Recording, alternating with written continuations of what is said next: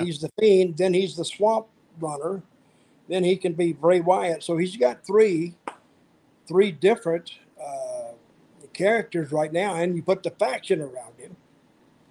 So they got something there they can really work with.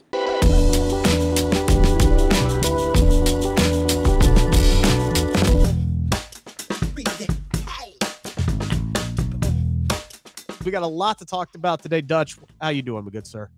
Oh, I'm doing really well. Hey, I'll take blame for the show not airing Friday because, and it's just the cause. I hate to say this, but I went to the eye doctor and he dilated my eyes. And if anybody's ever had that, hey, that's no mere little procedure they do on you. So when I walked outside and the sun hit me, ooh, I lost my balance and everything. I couldn't even walk. And then I got a tremendous headache and I just didn't feel like doing the show. I mean, I could have done the show, but I wouldn't have been myself. So if I can't do my show at 100% or the show at 100%, I think I need to pick a time where I can do that. We're all about quality here, Dutch. You got to be able to actually watch the product. You said you couldn't see 6 inches in front of your face, so kind of hard to watch TV. And if I looked at TV, the headache got worse. I don't know. I thought I was going to have to go back to the hospital because it was hurting that bad. But hey, guess what? I'm Dutch, and I got through it the best way I could, and I'm here right now. So, and now we're still missing Sid. You know, Sid lives in New York City, so let's give him a little time because he may be on the subway and trying to make it. But and I hope he may just be celebrating the fact that the Giants and the Jets are actually worth it this season. So you are too much. And I want to say right now that last weekend I saw the greatest college football game, and we were just talking about it. The greatest college football game that I've ever seen in my life, which takes in literally thousands of games. I thought you were about to say thousands of years, but go on. Stop it, Rick. It did badmouth you so bad, and I defended you the best I could. Finally, his points were too strong. I just had to start agreeing with him. Yeah, I got but anyway, the greatest college game I've ever seen in my life. It was Alabama and Tennessee. Great game. 102,000 people in that stadium, loud. And you brought up the only other game that probably was as great as that game was the Auburn game playing Alabama, 20 years ago? Yeah. Well, no, it was about, I was probably about 9 years ago now or something like that. 9 years ago at this point. But yeah, it was the Iron Bowl where Alabama lined up to kick the field goal and Auburn caught it, 109-yard touchdown return off of the missed field goal at the gun. It was absolutely insane. Everybody at work was losing their dang minds when that happened. You couldn't book that finish. No. Nobody would. That is something straight out of Hollywood, right? Like that's something you would see at the end of one of those movies where Keanu Reeves is quarterback, right? Like that's one of those things that you would see, except they throw in some flea flickers and backwards passes and laterals and BS like that to make it even more improbable. Let's talk a little wrestling here. Yes, absolutely. So we are going to start with the man of the last week and a half or so now. Ever since he made his triumphant return to WWE, he had that the fantastic build up to his re-debut at Extreme Rules with Bray Wyatt. You had that crowd in Philadelphia that absolutely lost their damn minds, and then WWE, they made everybody wait pretty much a full week, Dutch, right up until the last bit. He got the mic to close the show on Friday. They kept everybody waiting. What iteration of Bray Wyatt were we going to see? Was it going to be the backward swamp Bray Wyatt? Was it going to be the Firefly Funhouse Bray Wyatt? Were we going to get the Fiend? Were we going to get something completely new? And Dutch, what we got was Wyndham Rotunda. That's who we got. We got Bray. We got the man behind Bray Wyatt for the first time, I think, ever since he took the name Bray Wyatt in a public engagement was himself. And how long do you think he's been wanting to do that interview? I bet you he's done that interview 1,000 times in his head, driving up and down the road or making an airplane trip or just thinking. He has practiced and perfected that interview over all these years. And we finally saw it come out. Now, whether it's good or bad, I think it's actually good because we saw the real Bray Wyatt without a gimmick or a character surrounding him. And the crowd literally ate that up. Yeah.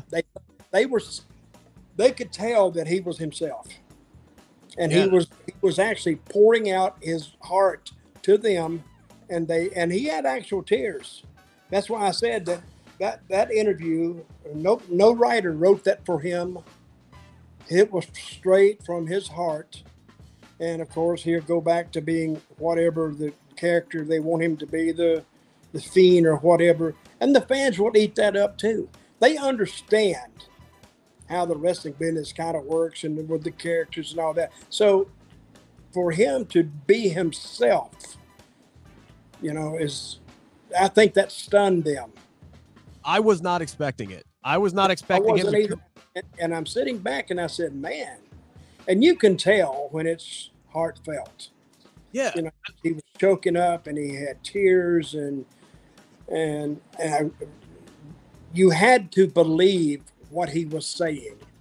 And I think that's something he needed to do, right? Because he has been silent since his release. He's done a couple of signing engagements with fans, and you've been to those Comic-Cons and things like that, right? It's like, sign, thank you for coming, how I love you, everything, right? You don't really get a whole lot of one-on-one time to have like a meaningful conversation with anybody, but I did.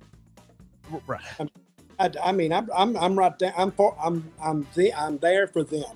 So if they want to talk to me, and of course when we wrap up our little talk, I slap them and tell them to go on and leave them.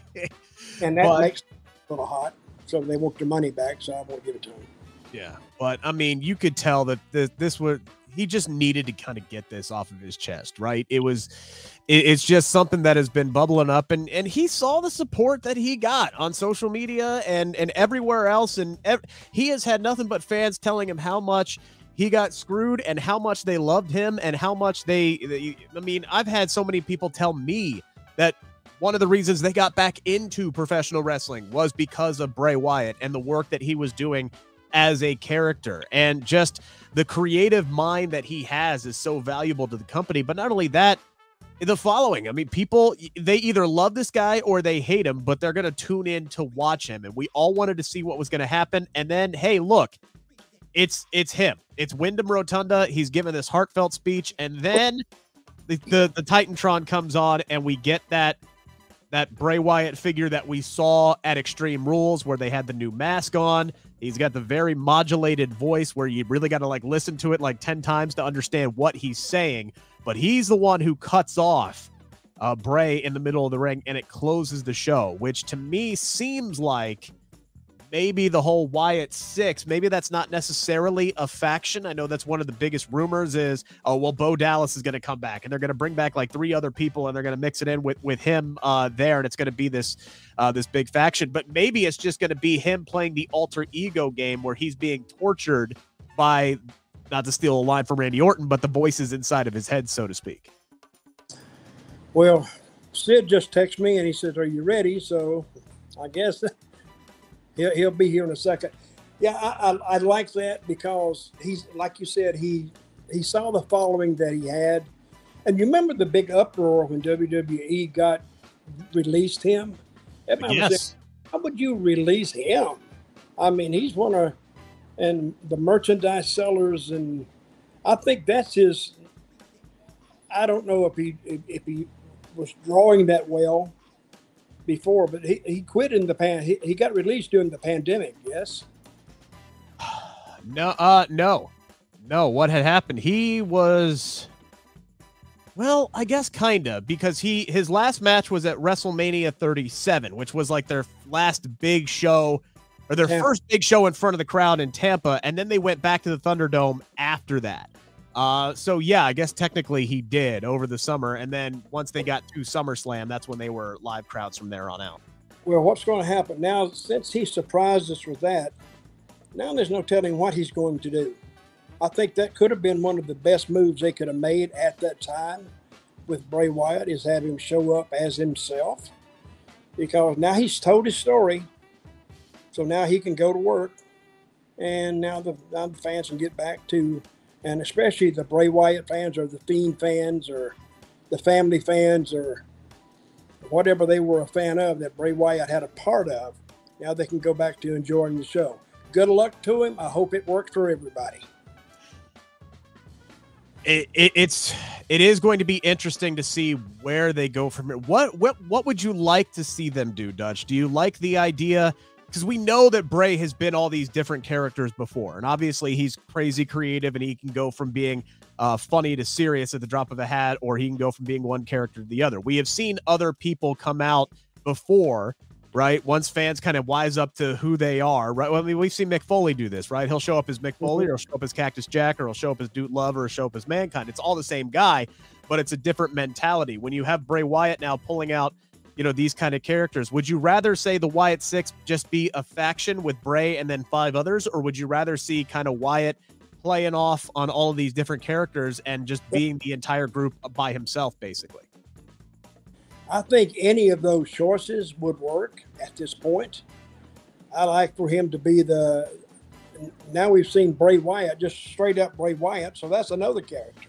Yeah. He's the Fiend, then he's the Swamp Runner, then he can be Bray Wyatt. So he's got three different characters right now, and you put the faction around him. So they got something there they can really work with. And it's great for him because you just see what works best and go with that for a while. Then all you do is just, you slough off that and you go to something else. Well, so and I think one of the things that's going to really help make this be a success, no matter what it is, one of the reports that came out is that Triple H has set concrete long-term plans for Bray Wyatt, at least a rough outline, right? Like you plan, but who knows what could happen, and things could obviously change, but he's got a rough concrete plan for Bray Wyatt all the way through to WrestleMania. And he's going to be booking him as a major star, right? So I think that is going to help, actually having concrete plans and somebody behind him. Whereas you've heard the stories from Randy Orton and Bray Wyatt, they had no idea where that story was going on a week-to-week basis. I mean, how hard is it to go through something like that as a performer, where you're basically being told to go out there as Sid joins us. Oh, let's move him over. There's SP3. When you're a performer. Wait a minute. Yeah. But when you're a performer and you don't know what you're doing on a week-to-week basis, but you have this massive storyline that everybody's, involved with, how difficult is that to work around, basically, when you don't know where this is going? Well, hell, I never knew where me and Jack were going. Hell, was probably going to hell for all I knew. But you'd show up, what are we doing? They're still deciding. But we weren't the top guy like Bray was. And they may not even know where they were going because, again, we were back in Vince's day and things could change on a dime. He could just go in there and change his mind, rewrite the show. They've rewritten the show sometimes at 5 o'clock in the afternoon. The whole show, they'd rewrite it. I mean, just keep the stuff that they couldn't change and to rewrite the rest of it. So, but I think Bray Wyatt right now he's in control of his own destiny. And I think that's what he was looking for. I think before they listened to him, but yeah, I don't think Vince got it the way he got it. Now the new regime may get it. So I think it works well for him. So now we'll see what he can do. SP3 just following. He has the following. Oh, so sure. See if he can carry that out. SP3, what did you make of basically Wyndham Rotunda coming out there on Friday and us getting to see the man behind Bray Wyatt for really the first time before he was interrupted by what appeared to be an alter ego of himself?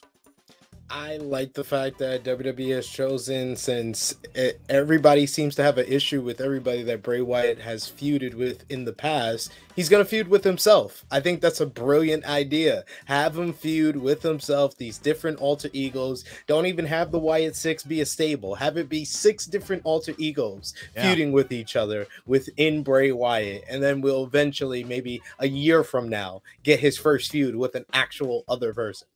I mean, Bray's talented though. So are we gonna wait a year for him to have a match? Because I don't know if he can wrestle himself. Is that a thing? I mean, that would be good though. I like it already. Oh, we're just throwing stuff around here anyway. You know, that's what Bray's going to be doing. So, I mean, who knows where he's at as far as like in-ring conditioning is and things like that. I mean, I think he's fine because I don't think he sat back knowing he's coming back to the WWE to step into the ring and he didn't start training for it. It's fair. Fair point. I think he's ready to go.